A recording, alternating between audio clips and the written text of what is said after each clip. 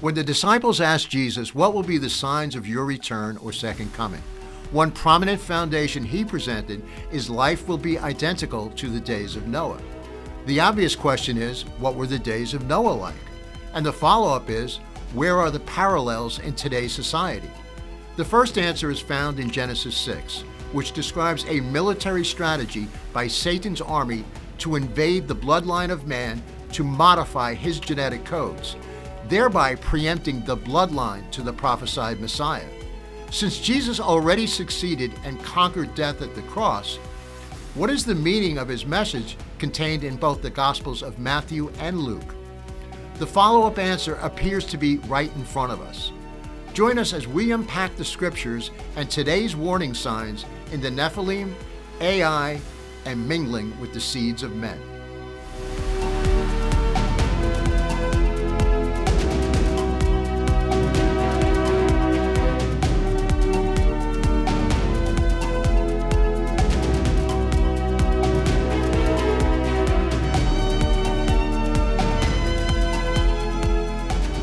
Hello everybody, my name is Mark. You're watching and or listening to the Russick Outlook.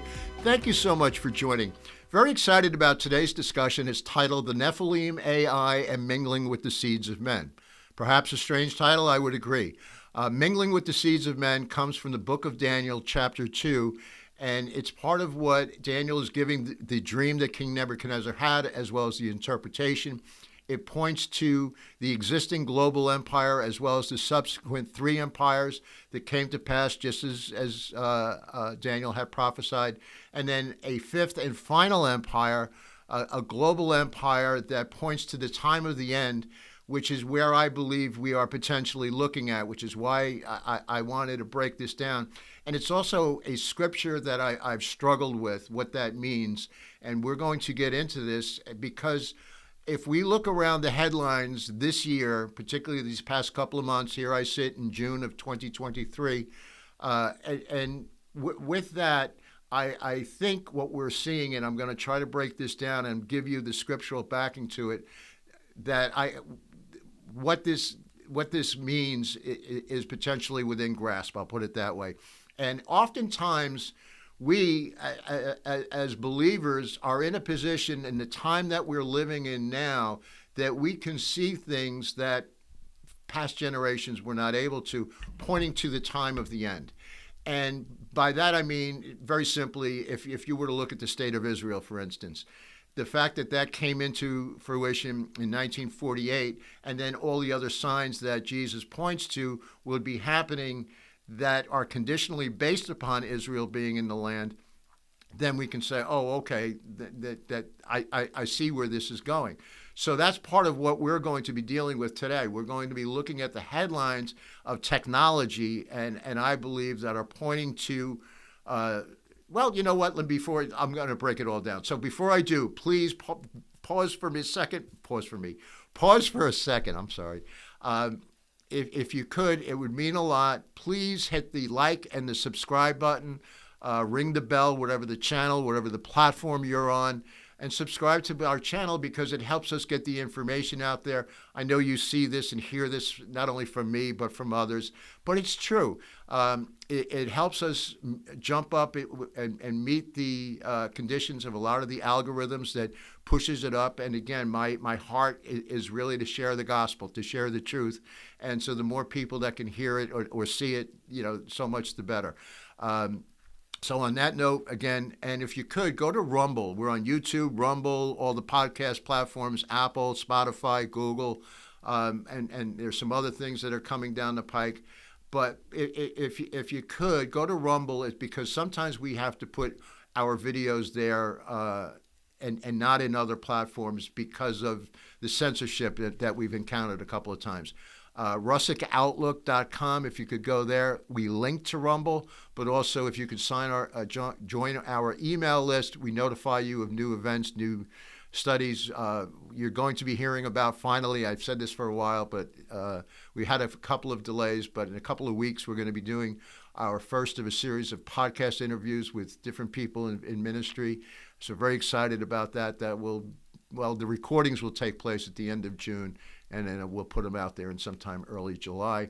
But we notify you about that. And then we have some upcoming Zoom presentations where we engage the audience. We engage you, the listeners, so you can ask questions, comment, share information. So that's it. That's enough of the commercials.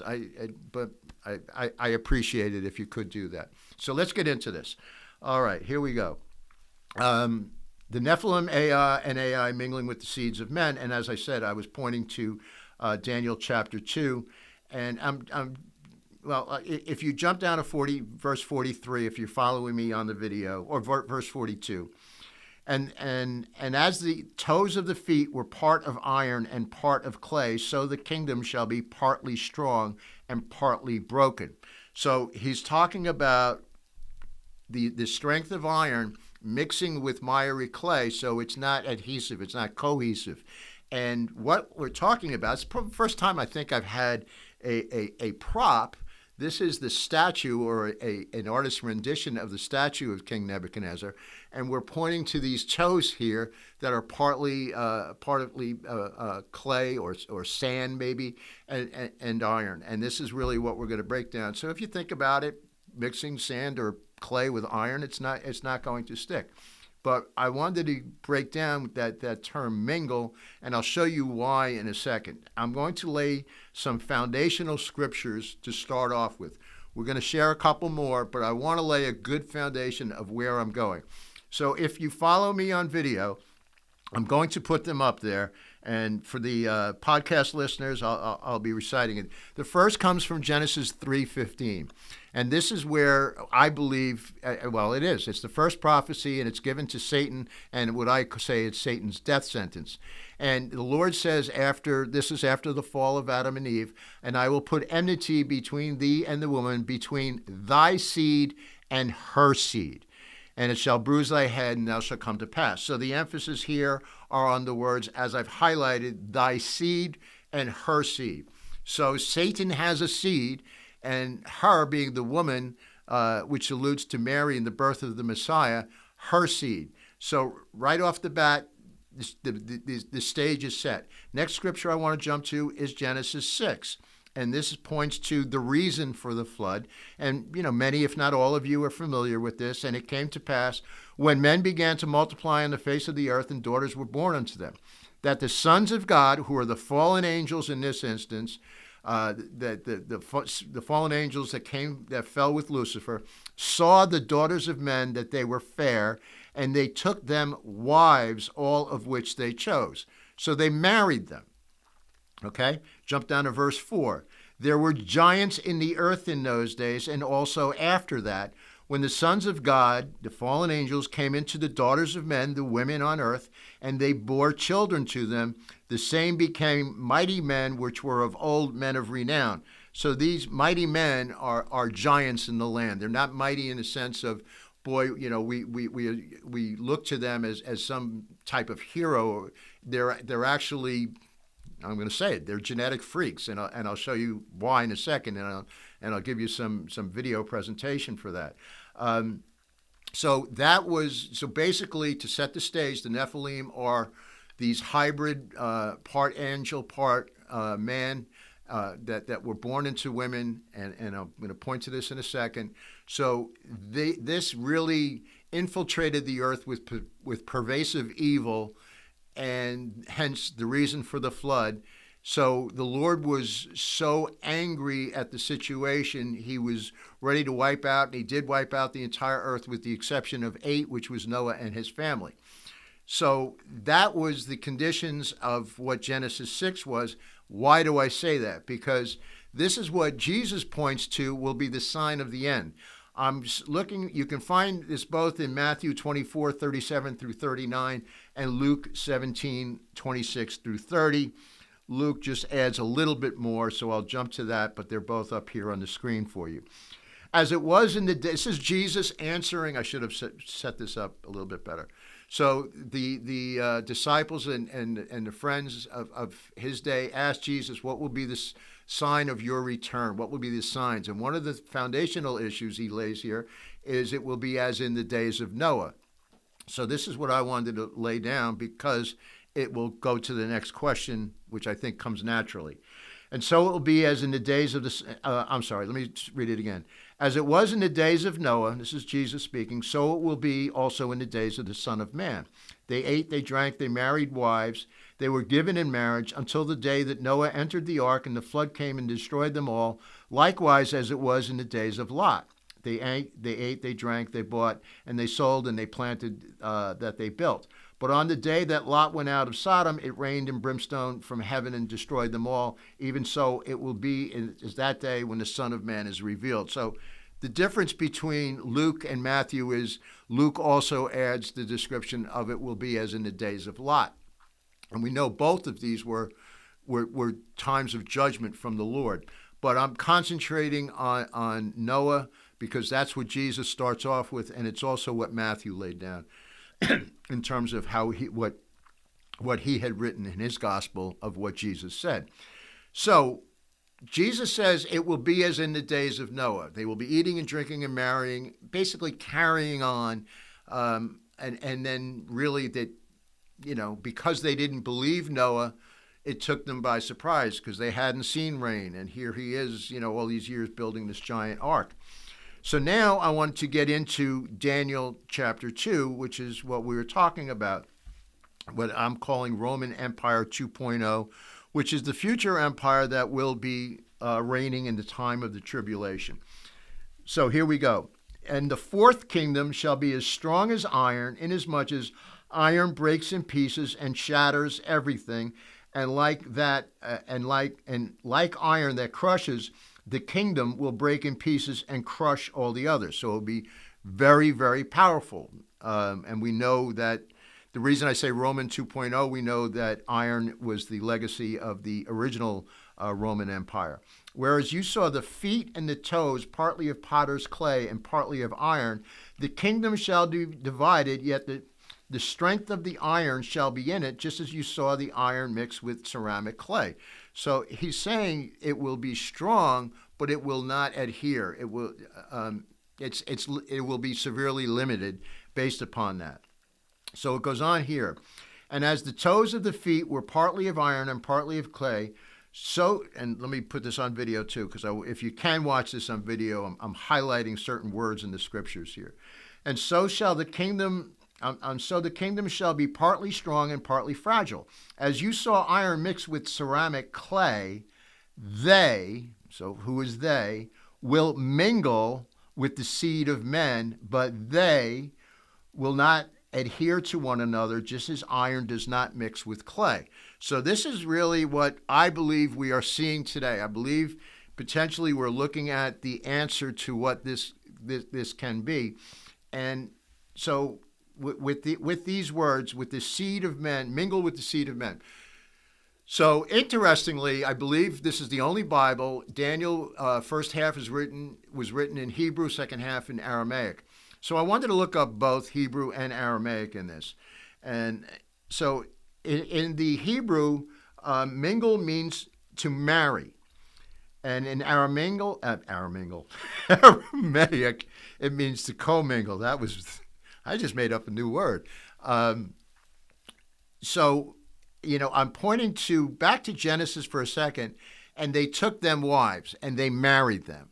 And so here the Hebrew is saying mingle was the same as marry.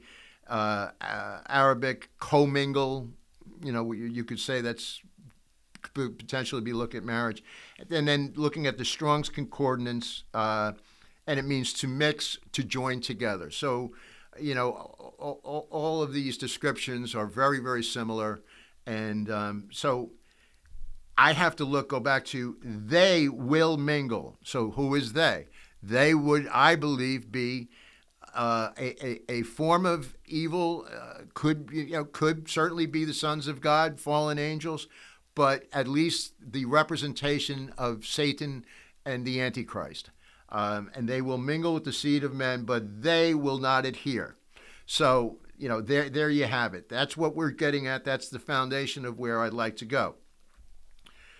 So I want to just briefly touch on the Nephilim, the time of Genesis and Genesis chapter 6, because people will say that's, if you're not familiar with it, perhaps that's really too outlandish.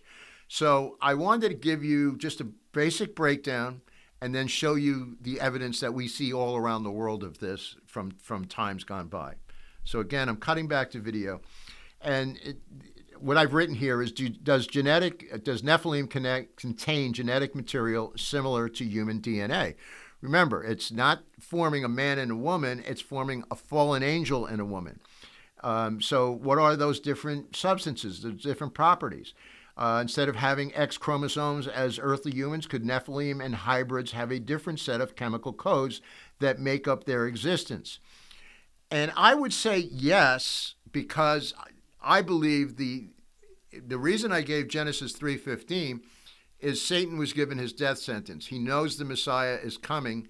He doesn't know when or how it's going to come in. So he's trying to stop the bloodline leading to the Messiah. And by doing that and by bringing in the genetics of fallen angels into women, he's distorting that bloodline. He's distorting the creation of man. Man and women made in the image of God. So you are special. You are specially created, specially made. And what Satan is doing is he's gone in and tainted that creation by altering the genetics of it, thereby producing what I would call hybrid freaks. So instead of that DNA, could there be something different, as such as an XYZ chromosome or some other type of code or package? So I've gone on here. The sons of God found a host in human women through which they could reproduce. So they're evil. See, angels, the difference between, there's a lot of difference, I'm sorry. But one of the things that I believe that fallen angels and Satan would be jealous of is we have that capability to reproduce. Thank God we have the women of the world here, and we have that ability to reproduce as what really God instructed us from the beginning. And I'll show you this in here as well. And they don't have that ability to reproduce. Angels are created beings that do not have that ability, but now they've commingled, if you will, with the women. So then I've gone on to say that it produces a fatalistic birth defect of being without the possibility of receiving God's redemption, which is true. Every one of us, whether you've received Jesus or not, you have that capability to receive him. A fallen angel does not. A Nephilim or a hybrid of a fallen angel with a woman does not. So human seed is sacred. It's special. And this is why I believe Satan was after it. He was after God's creation and wanted to halt the plan of God. And, ultimately his ego is so big, he wants to ascend to be to be like God. So again, if you find some of this difficult to comprehend, if you're not familiar with the term Nephilim, if you look at the video, I just show you giant skeletons from all around the world. The different megalithic structures that you're all familiar with, from Easter Island to Peru, to the Incas, to the pyramids, to the Sphinx. All of these things, giants, and things that we cannot possibly explain. For instance, the constellations that the pyramids align with, and just how precise they're built. We cannot reproduce these things today with the technology that we have. Pumapunku is the stonework. It was terraced, earthen bound, originally faced with megalithic blocks, each weighing several tons. The red sandstone and andesite stones were cut in such a precise way that they fit perfectly and locked with each other and without using mortar, and the technical finesse and precision displayed in these blocks is astounding. Not even a razor blade can slide between these rocks. So you're looking at that on the lower left, and that's the type of mastery and precision that we're talking about. It's the same thing when you look at the structural layout of the pyramids. It's just like, I think it's within 1/20th of an inch each block as it ascends up. It's called the ziggurat technology, or ziggurat technique. Easter Island, these are 10, 13-foot heads, several tons. We're all familiar with these things. We've seen these things. And they are beyond the scope of anything that man could produce. And it's something that historically people just try to gloss over as though, we somehow did that back, 5,000, 6,000 years ago. But this is the pervasiveness of evil that we saw with the Nephilim at that time. And it was so evil that God brought about the flood. So now we're going to start breaking down into AI and why I wanted to get into this and how I think this kind of falls in line with some of the scriptures that we're seeing. Daniel chapter 12, and the angel says this, "But thou, O Daniel, shut up the words and seal the book even to the time of the end." Time of the end again, Roman Empire 2.0. "Many shall run to and fro, and knowledge shall be increased." And for a number of reasons, we know it's the time of the end. But two things in particular in Daniel chapter 12 that I think is very clear pointing to the time of the end. He's talking about travel to and fro, so travel, and knowledge shall increase.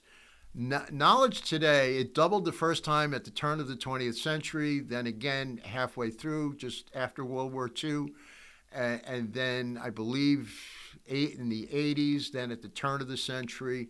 So it was gradually increasing to the point now where it's doubling every 12 hours. So imagine close to 6,000 years of history and little under, say maybe 5,800 years it took before knowledge doubled. Now it's at to the point where it's doubling every 12 hours. And what I would say is we're going to get into artificial intelligence.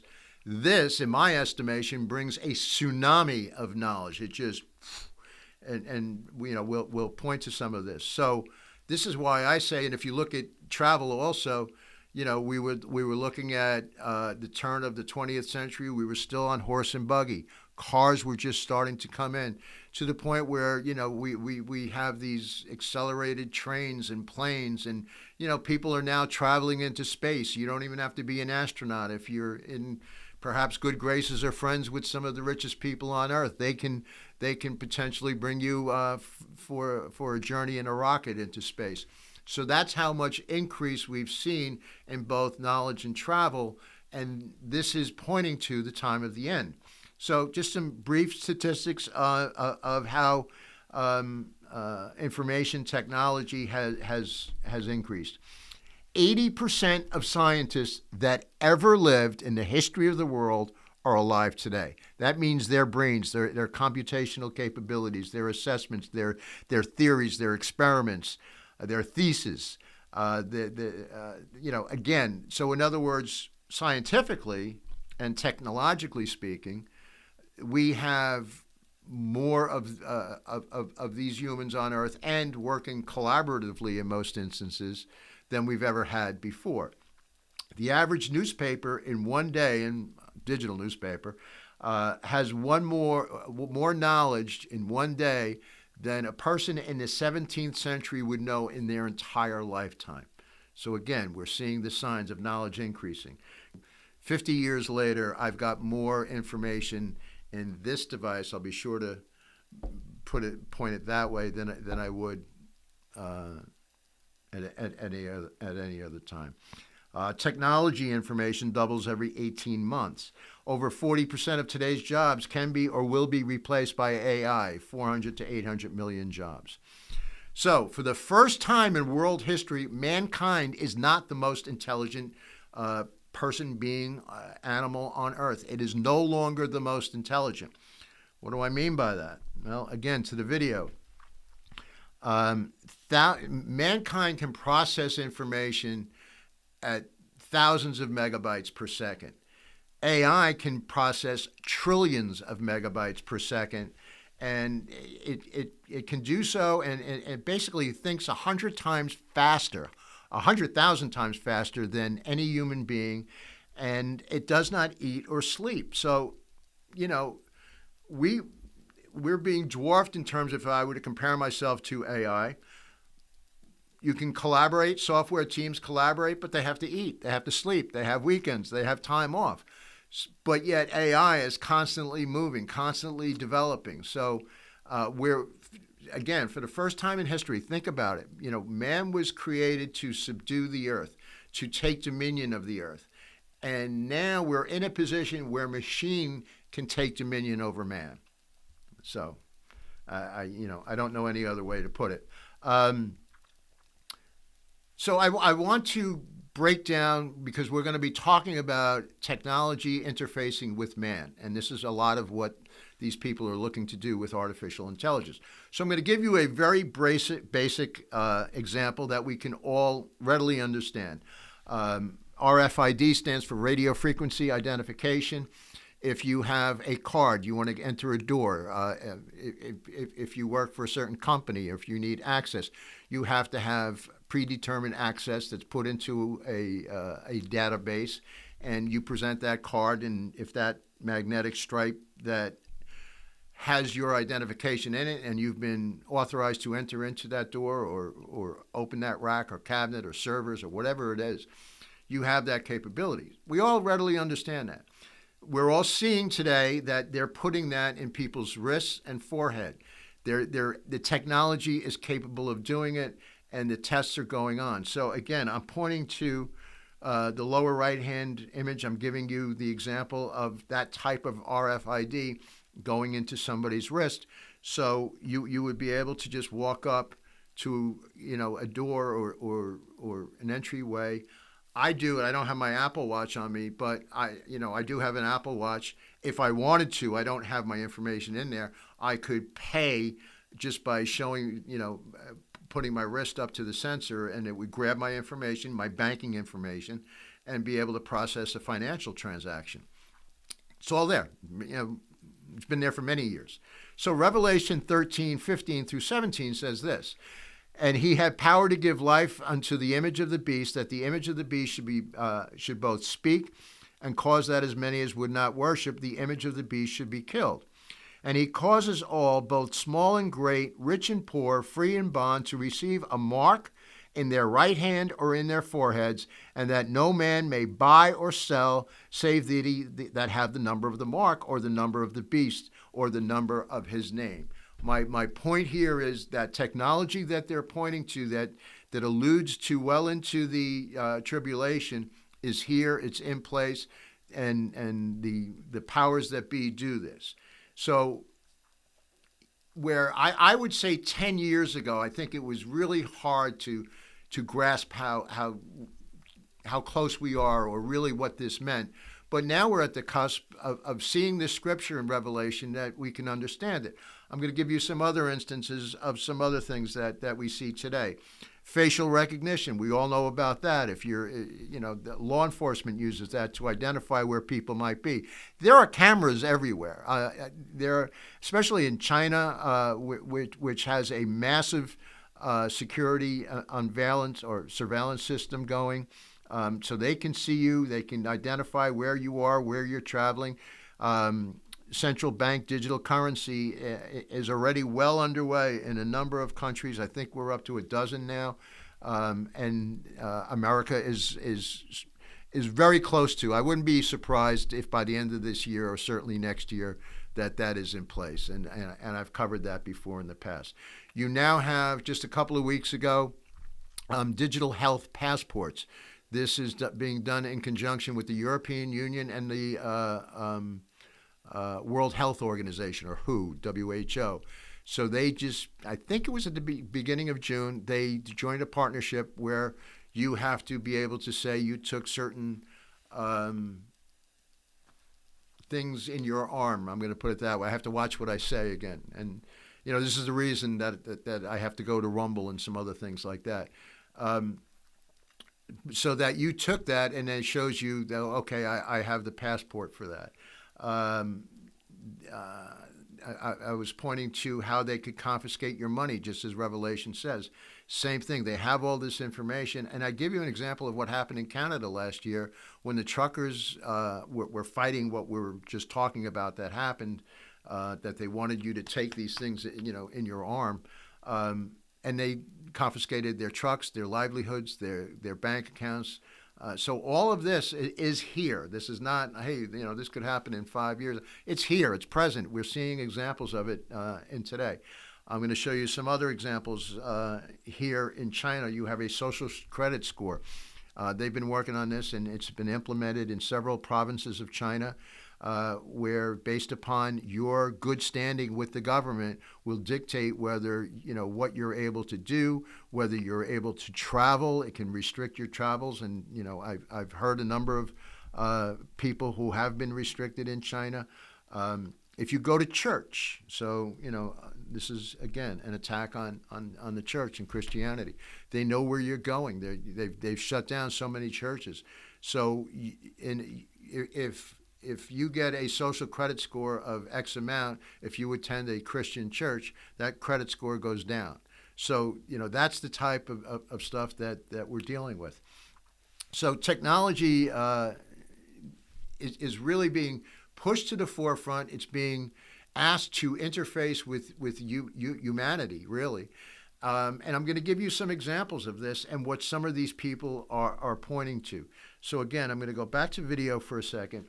Yuval Harari, who is one of the spokespeople in the area of technology and science for the World Economic Forum, he said, "We don't need to wait for the second coming of Jesus Christ to become immortal.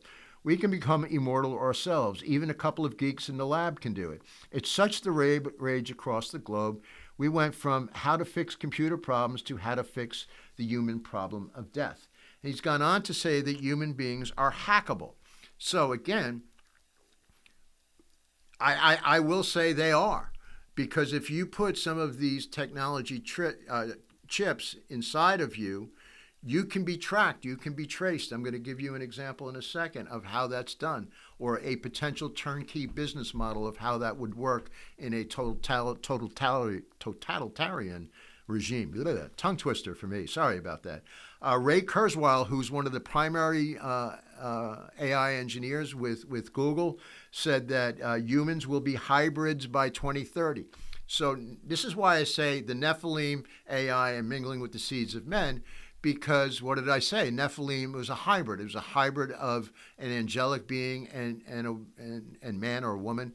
And now when you're interjecting technology, you've become a hybrid. And again, because a lot of this could potentially be pointing to the shifting of DNA. They're already doing code manipulation, DNA code manipulation. And we see this a lot too, where even people who want children, now they're specifying, I want a blonde-haired or a brunette or whatever, blue-eyed, brown-eyed, green-eyed, whatever it is that they're looking, they're trying to dictate what would come forth.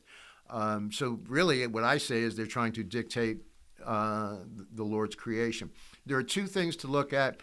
IoT is the Internet of Things. That's how you receive your microchips. It plants people.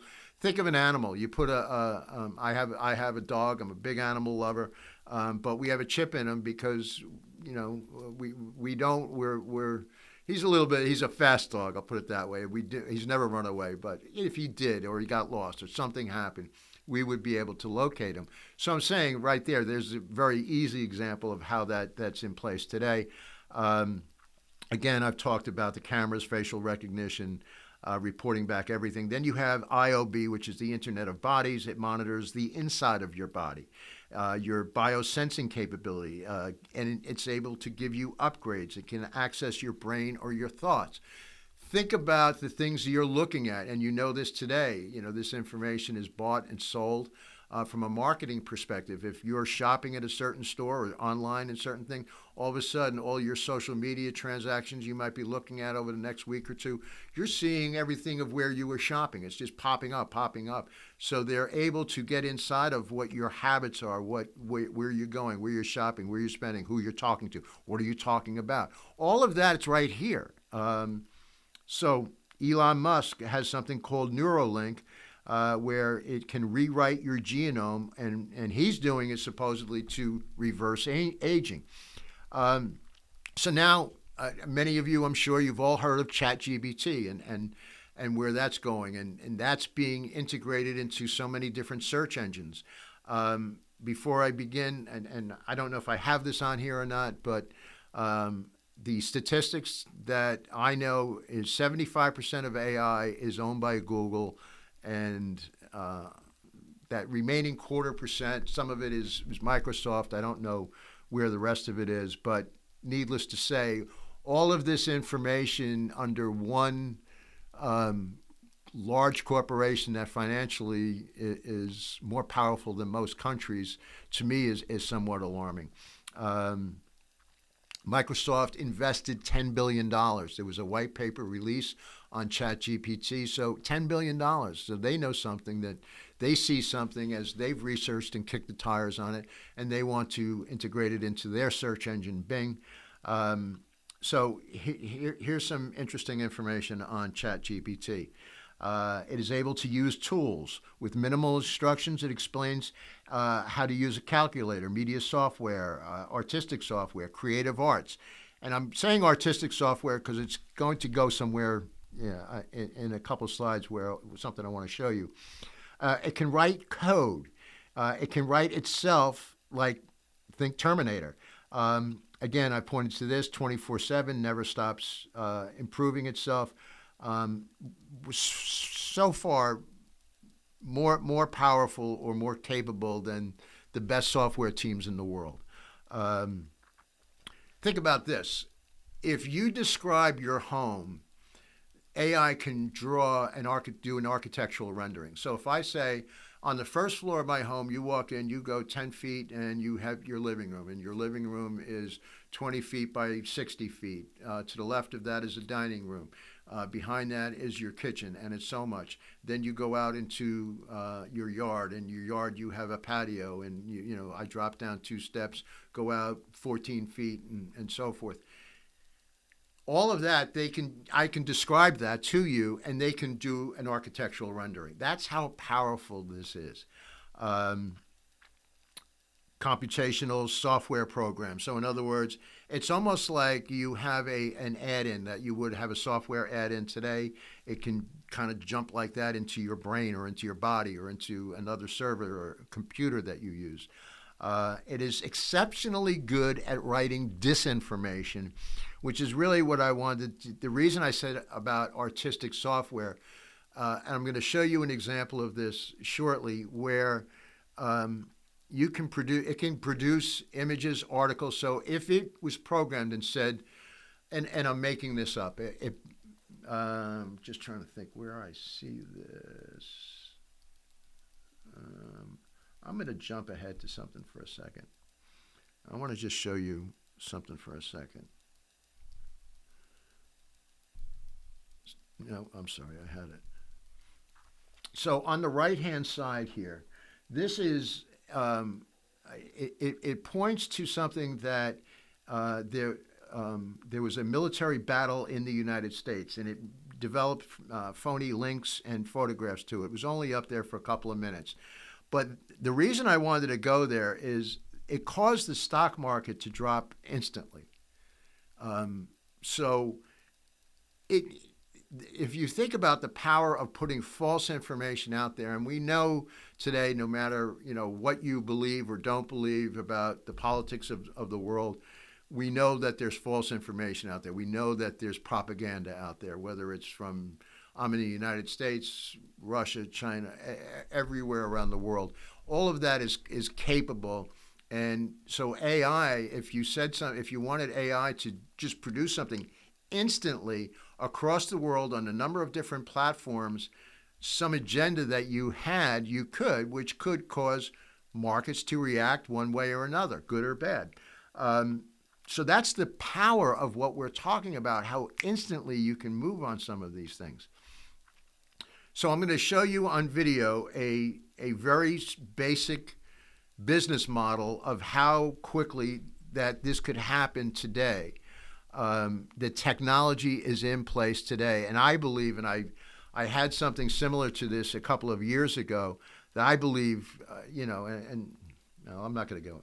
I believe the Lord showed me this a number of years ago, but I've kind of expanded upon it of how the end times can come into be in terms of control from a technology basis. So if I go to video, and what I'm showing you is nothing, special in the sense that I'm special. It's basic, and if I show you this to a number of business people, and they would go, yeah. I mean, it's a very basic framework So the cloud, we're able to get information on so many different forms of industry, whether it's media, whether it's the banking industry, the financial, the medical industries. All of this is shared in the cloud on a number of different major companies, and I'm sure you all know them. And you can get this information and transact it around the world and get this up instantly. But if you think about if you have that chip or some type of nanobot or something in your body that can be registered, and again, we showed you all the ways that they can track and trace you and facial recognition. Think of a barcode. So if you think about if you have something as simple as a barcode, it registers all of that information. If you go to a store, it says, yep, $6.99 a pound or whatever it is. So it's that simple to put in. So if you have that traceable chip in your body, it can monitor where you are. Did you take what you're supposed to for your health? Who did you buy from? Who did you interact with? What church did you go to? All of this, did you worship, what you're supposed to, where you're supposed to? So this is a turnkey system that if the rapture were to happen tomorrow, this could probably be rolled out, and it might be a little rough, but I would say it could probably be rolled out in 6 months. And they might even be ready to roll it out in a month, but I say 6 months minimum because you're going to have bumps no matter what. But again, all of the different aspects of what you want. And the reason I wanted to show you this, if you follow that middle cloud down, think of this as an operating system, that you have a Windows operating system and you do updates. And, we all know about our server updates, software updates. We get them, those notifications, and oftentimes we just click and go. But sometimes you can get malware, you can get a virus, and you can get something, that could hack your computer. You can get information sent down to you like this if you have that technology in your body that can alter you, can dictate certain things to you. So I believe between satellite, fiber, internet, all of the things, 5G, they're looking at 6G. I hope to do something like that to show, the advances of that down the road.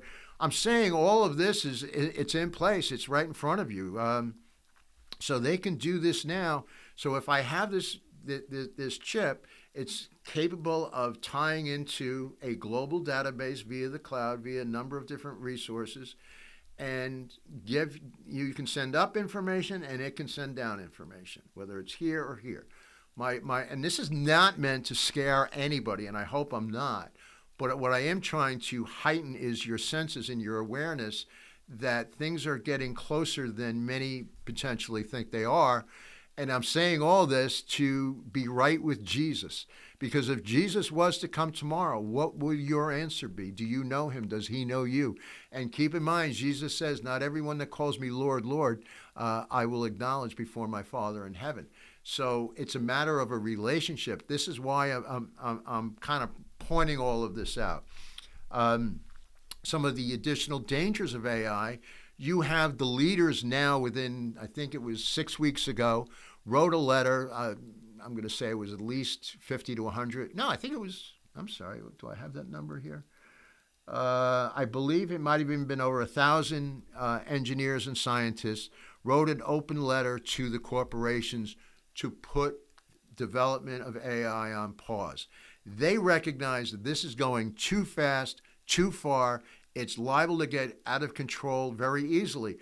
This is what they're saying. And many of them, I will say, for the advances of AI, their motives and their desires are notable. They're looking to cure disease. They're looking to cure cancer. They're looking to project based upon maybe the movements of the earth when hurricanes are coming or earthquakes. There's so much good that can come about it. Technology can be wonderful, and I don't want to ever say otherwise.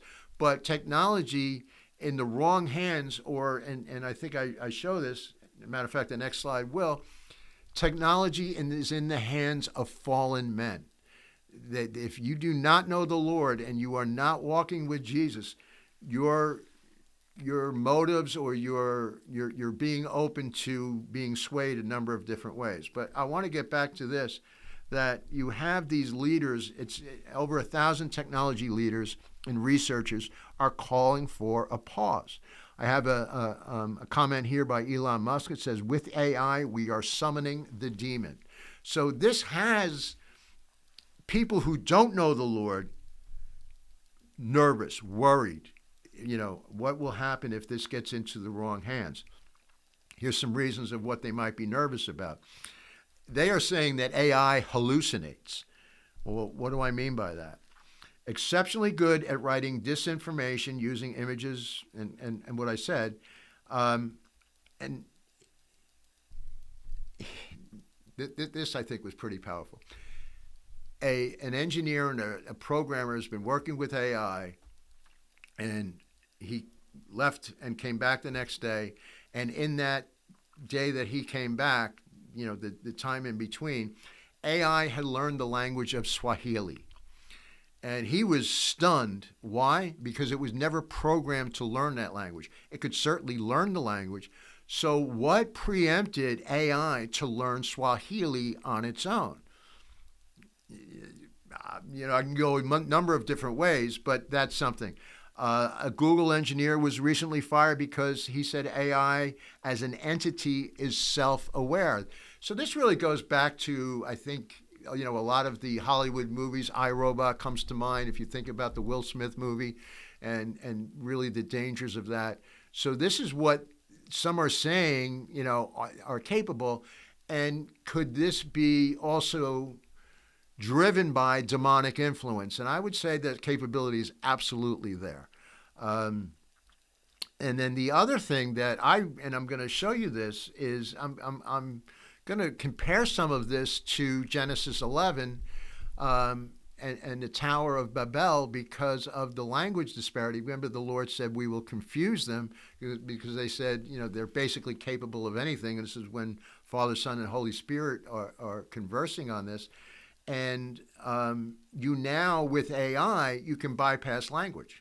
So, as I said, learn Swahili. You can learn whatever languages there is in the world. You can now get around and into one common language. So, if you're a believer in the Lord, you know the dangers of that and what that was driven at. As I said, AI being programmed by fallen men. Let me give you some examples here.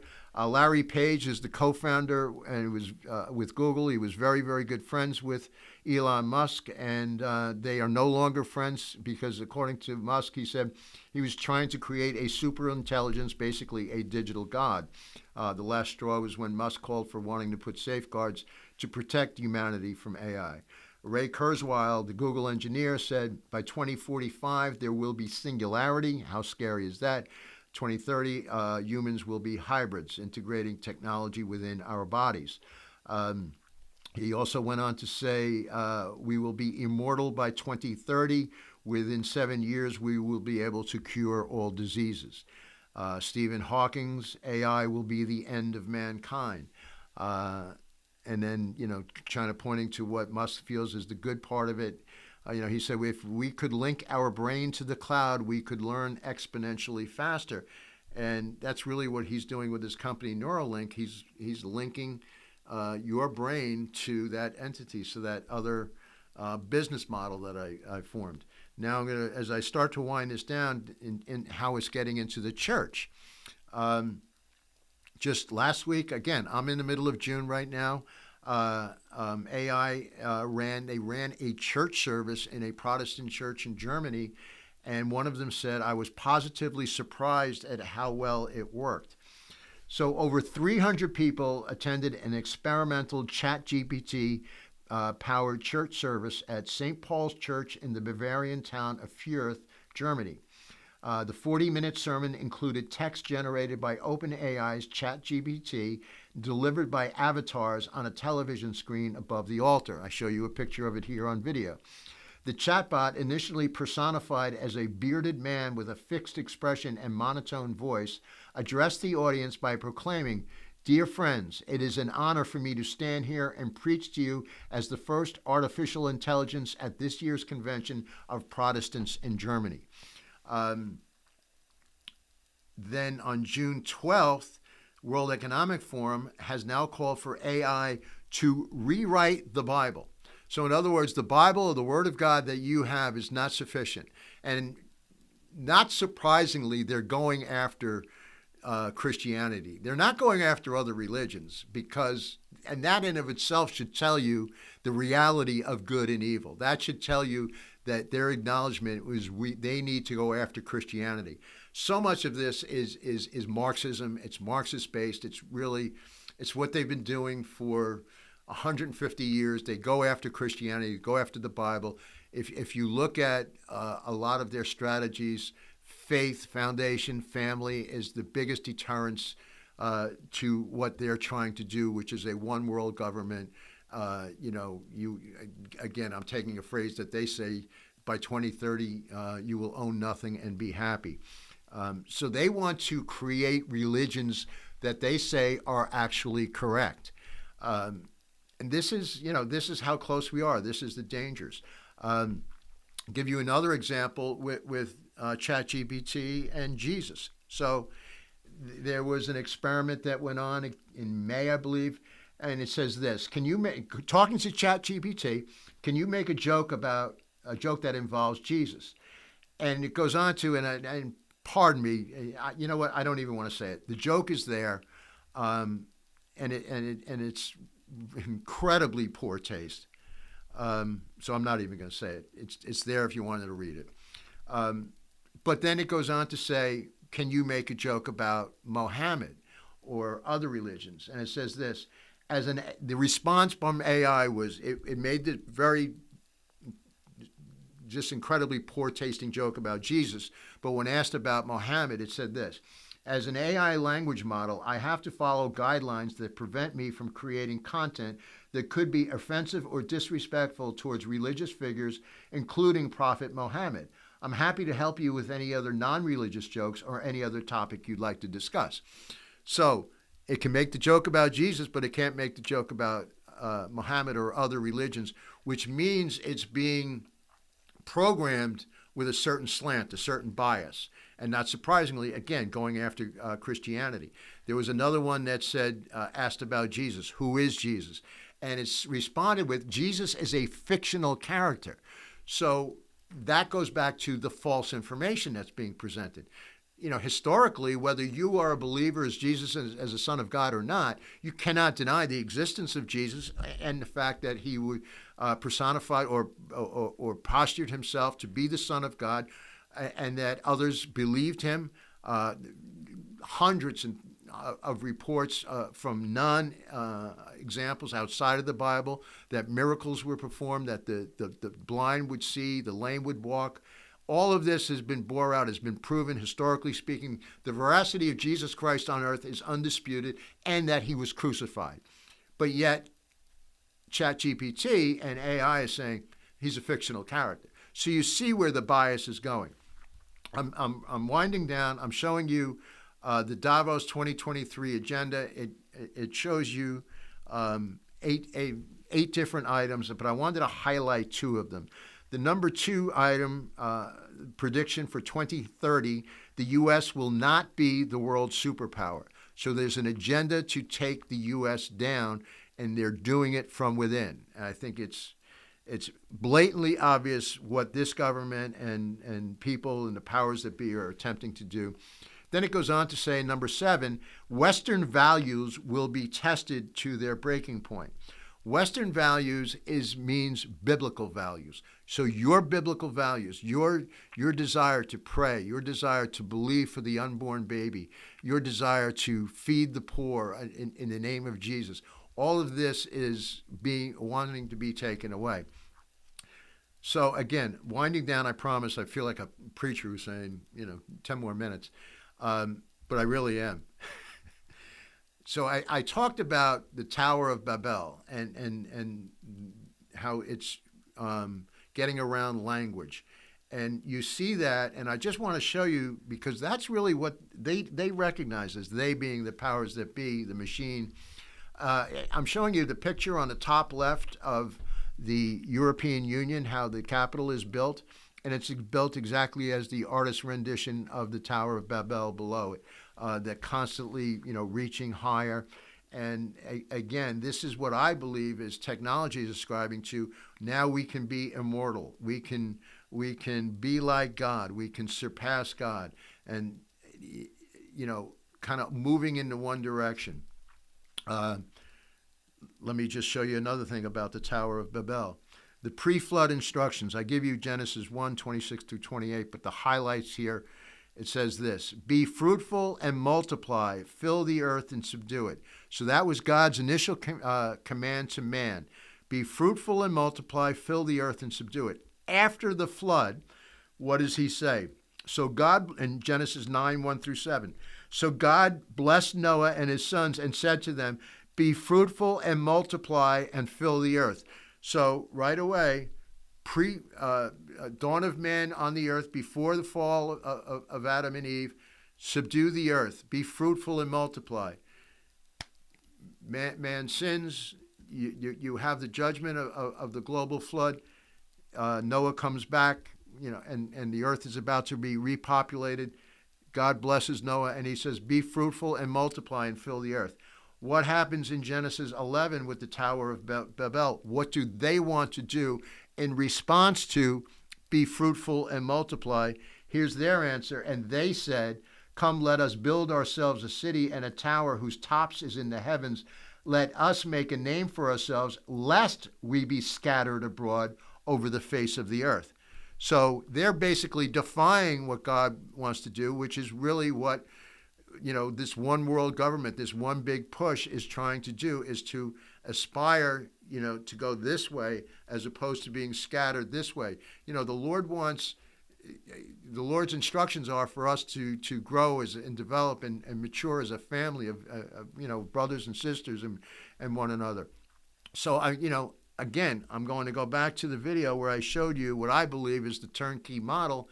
And if you look at yourself as the individual down below, this cloud formation, it points to the top, but everybody is all moving in that one direction and all of their information. So here you have people scattered, and I'll do my best, but it's all being centered this way, all information, and then back down this way. So it's almost like a godlike pyramid. I'm really, as I'm doing this, I'm teaching myself something, because that's really, that's another. I did a video on, and I didn't mean to go in this direction, but I did a video on the shape of the heavens, and it's in a triangle. And if you want to look that up, and Scripture will bear that out, which is why I think you saw so many pyramids during the time before the flood.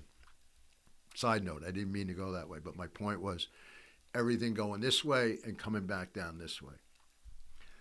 So, as I close this, and I promise I am, I believe personally the Antichrist is present on earth. We don't know who he is, and he will be a man, but will he interact with AI and be part of that? I would say yes. So here's my questions to you. If the Antichrist is on the earth today, imagine if the Antichrist is integrated with AI. I just showed you all of the capabilities, all of the empowerment, and so you have that supernatural mechanism, and that eventually, halfway through the tribulation, Satan enters him. He's possessed beforehand, but then Satan actually enters him at the halfway point, which is where you see the abomination of desolation. So it's that close. Everything that we see. If Satan is in his last days, and I think everything points to that, and the Antichrist is here, what does that mean? And could that be integrated? I just wanted to close with this thought for you about what we're seeing. And this was Dr. Nick Bostrom He's a PhD from Oxford. He's driven a lot of these transhumanism values and ventures, I'll call them. But he starts with man's mode of perception, which is accurate. So I show you the video here. We have sight, we have smell, we have hearing, we have touch, and we have taste. Man and woman's sense of tasting. Then what we're doing today, and they've been doing this for many, many years, particularly your superpowers, your China, your Russia, your America, they're trying to build genetically enhanced soldiers, European Union.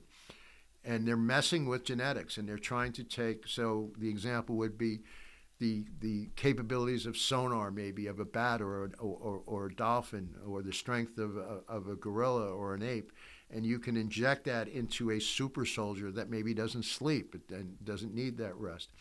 The speed of a jaguar. They're doing all of this, and they've been doing this in labs for many, many years.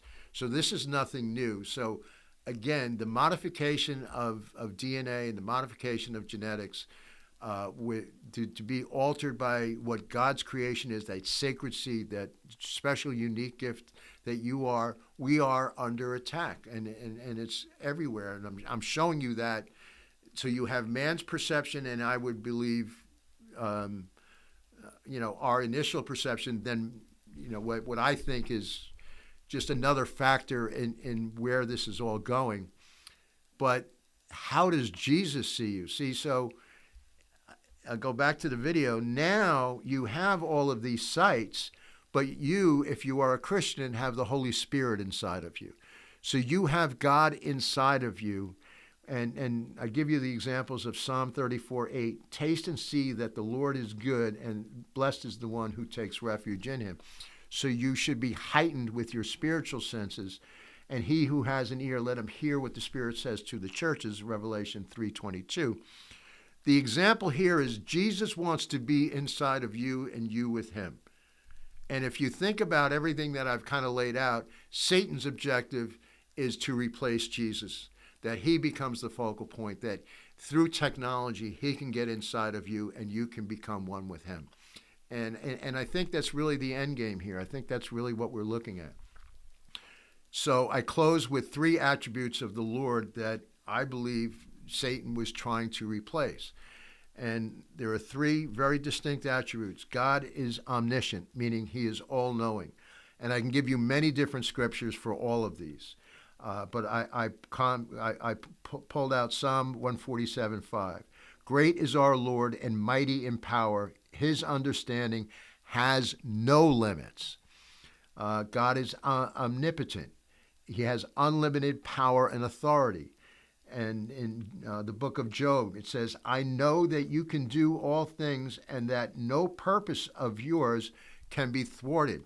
So no matter what the enemy is throwing at you or throwing at the world, nothing takes God by surprise, and he has the unlimited power and authority to move as he sees fit.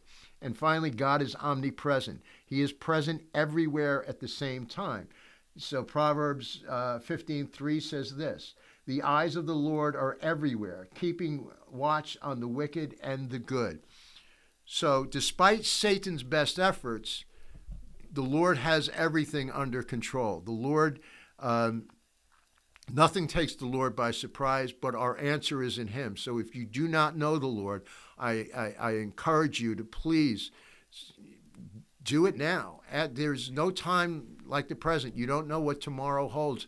And when I say, we are to be ready at all times, because Jesus really could come at any second.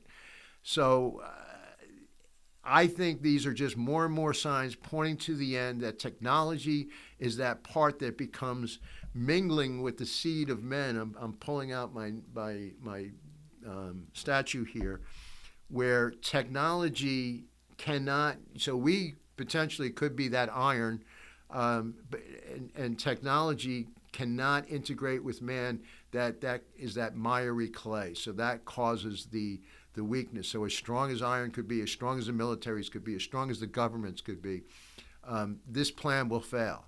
This plan will fail.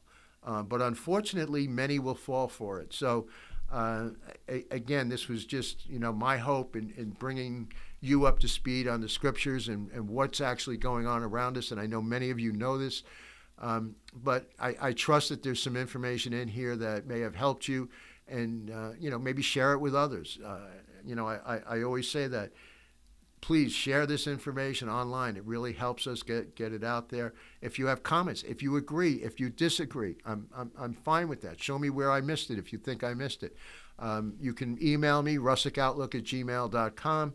You can comment on any of the platforms, on russickoutlook.com, on YouTube, on Rumble. That we're on the social media platforms. We're on Instagram. We're on Twitter. So again, I'm happy to hear from you one way or another, but, to me, this is good news because it points to the veracity of Jesus as Lord. It points to the truth of his word, that we can take comfort in it. And he said that no weapon formed against us will prosper, and that every tongue that rises in judgment shall be condemned. So if you are one with the Lord, you have nothing to fear, and that's really what I wanted to leave you with. You've been listening to the Russick Outlook. Thank you so much, and remember, as always, just my opinion.